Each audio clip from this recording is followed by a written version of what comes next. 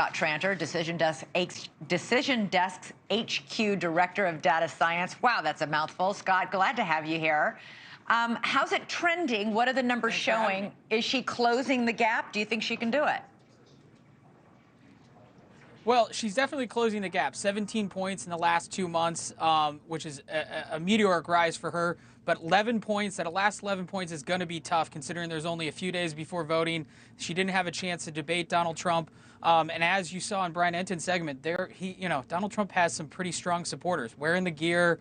There's a lot of inevitability there, and I think that's a lot for her to overcome. We saw that in Iowa with the voters who did go to vote. There was very low turnout in the Iowa caucus, but that the economy and the border were the two biggest issues. Is that what you're showing as well in New Hampshire, or are they different issues?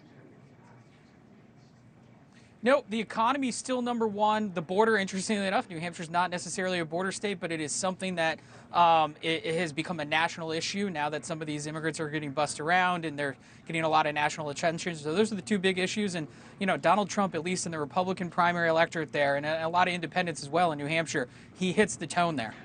Nikki Haley trails Trump by a huge margin in her own home state of South Carolina. Tonight, we are going to have Senator Tim Scott take the stage and endorse Trump, not her.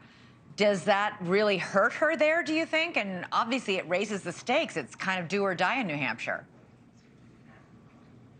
Yeah, and as you noted, she's 28 points behind in our polling average there, and that is insurmountable. Unless there's a big shift in momentum for her. She's going to have to really, come close in second and probably win New Hampshire to even have a shot at winning her home state, South Carolina. Tim Scott supporting Donald Trump right before the New Hampshire primary is a big blow, especially considering that she, as governor, appointed Tim Scott. Yeah. So there's a lot of drama there. There's a lot of intrigue, and it's closing days for her, and that momentum is going to be tough for her to reverse. You also took a look at Biden's approval numbers, which have been in the basement over the past year. What are you seeing? Look, it's been pretty static for him. It has not been good. It's funny that one voter in Brian Enton's piece saying he wished he had another person to vote for. That is the sentiment across Democratic voters, not just in New Hampshire, but across the country. The Democrats wish they had a little bit more of a competitive primary. But, on the flip side, Joe Biden just showed a record fundraising quarter, and he's got a lot of campaigning left to go.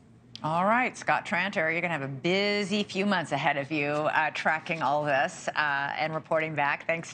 Good to have you on. I'm sure we'll have you back in the months to come. Thanks so much for watching. Go to joinnn.com to find NewsNation on your television provider. And don't forget to click the red subscribe button below to get more of NewsNation's fact-driven, unbiased coverage.